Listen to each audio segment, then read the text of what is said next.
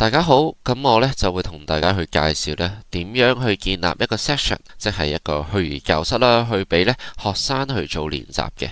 咁呢段片呢，就係俾呢已經建立咗 activity 嘅老師而設，咁即係呢學校啊，又或者呢 Yuna 同事已經幫手啦，上載咗練習去到平台上面啦。咁首先大家見到呢一個界面呢，就係 Teaching Section 嘅界面，咁老師呢就會見到呢所有已經建立咗嘅虛擬教室啦，咁跟住呢，就係 Activity Library，咁撳落去之後呢，再撳埋 Other Activities，咁老師呢就可以見到啦，學校可以使用嘅所有練習啦，咁跟住落嚟呢，就係 User List，咁就係呢老師之前登記嘅 Excel 表格啦，幫呢學生預設建立嘅分組，例如話係 4A 班啊、4B 班咁樣。咁老師都可以撳落去啦，睇下呢嗰個名單有冇遺漏嘅。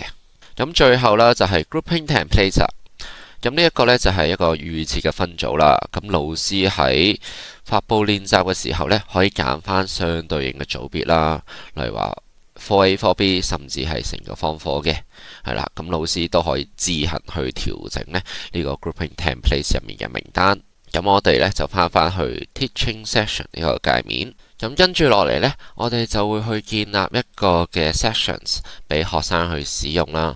咁呢一個呢，係上堂之前呢要進行嘅準備嚟嘅。咁同時啦，我哋右手邊都會同步顯示翻學生嘅界面所見到嘅內容。咁首先呢，我哋要撳右上角 Create Section。咁之後呢，你需要入翻個 title 啦。咁呢個 title 呢，其實就係代表學生界面嗰度佢哋會見到嘅練習嘅名稱。咁之後呢，我哋就會去 Activities 啦，撳翻 Select。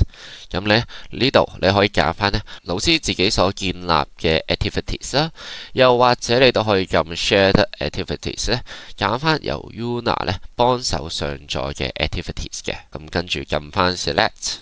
喺最下邊嘅 Grouping Template 啦，例如話呢個係 4A 班嘅練習，我就揀翻 4A 班嘅同學，咁就再撳翻 Create 同埋 Yes， 咁就去到呢個 Sections 嘅控制界面。咁我哋嘅虛擬教室啦，總共有5個模式啦，分別係 New、Assembling、In Progress、Pause 同埋 Complete。咁跟住落嚟呢，就喺課堂嗰陣時候呢，我哋要去叫呢啲學生呢進入個練習度。咁我哋會撳右下角嘅 Assemble， 咁之後 Confirm 啦。咁所有登入咗 Yuna 平台嘅學生呢，佢哋就會收到個通知啦。咁佢哋可以撳翻 Confirm 呢進入嘅課程嘅。老師界面都會自動着翻個綠色燈啦，可以見到學生嘅狀況。咁之後呢，我哋就可以撳右下角嘅 Start 啦。咁呢個時候呢，課室就會開啟啦。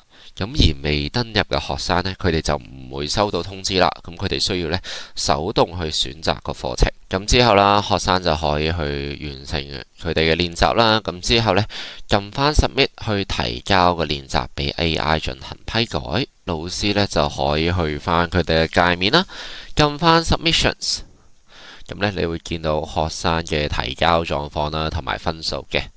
咁如果想見到學生嘅 AI 報告啦，老師呢可以撳翻同學名右手邊呢個箭嘴仔，之後揀翻相對應嘅 task 啦，同埋呢提交記錄，咁就可以呢見到嗰個 AI 嘅報告啦。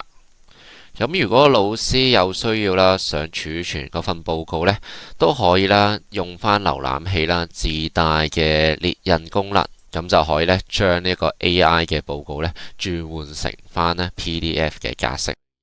又或者呢，老師對於個報告例如話分數覺得有需要修改嘅話呢，都可以呢直接去撳啦嗰個報告嘅分數嗰度。係啦，咁你可以見到呢成個呢修改 AI 報告嘅界面，咁你可以自行啦去調整分數啦、AI 嘅建議等等啦。係啦，咁完成修改之後呢，都可以撳翻最下邊嘅 Submit， 咁學生呢就可以見到呢最新老師修改咗嘅報告啦。不過要留意翻，如果老師確認 Submit 更改學生嘅 AI 報告，學生就唔可以呢再次 Submit 答案。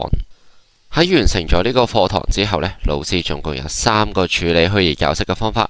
第一個做法就係呢完全唔喐，即係虛擬教室啦，會繼續維持喺 in progress 嘅狀態。咁學生呢就可以繼續回答問題，例如話喺屋企嗰度繼續完成練習。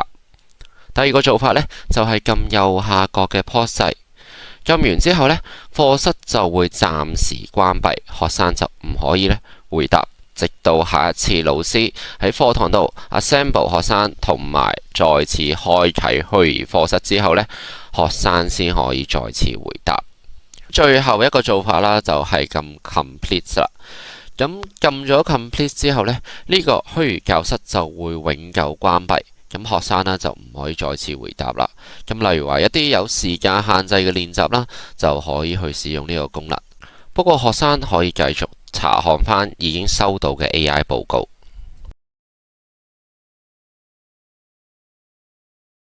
同學仔係收到 AI 報告之後，如果對於報告嘅內容又或者分數有問題，就可以呢使用右下角嘅 appeal 功能。咁喺最底啦，同學仔可以入返佢哋需要 appeal 嘅理由，咁之後呢，撳返 submit， 老師就可以喺分數界面呢見到需要複核嘅 AI 報告啦，會由藍色變咗做橙色，同埋老師會喺 email 度收到通知，咁就可以撳落去呢，睇下個 AI 報告有冇需要修改嘅地方，咁同埋呢，決定接唔接受啦同學仔嘅 appeal 申請。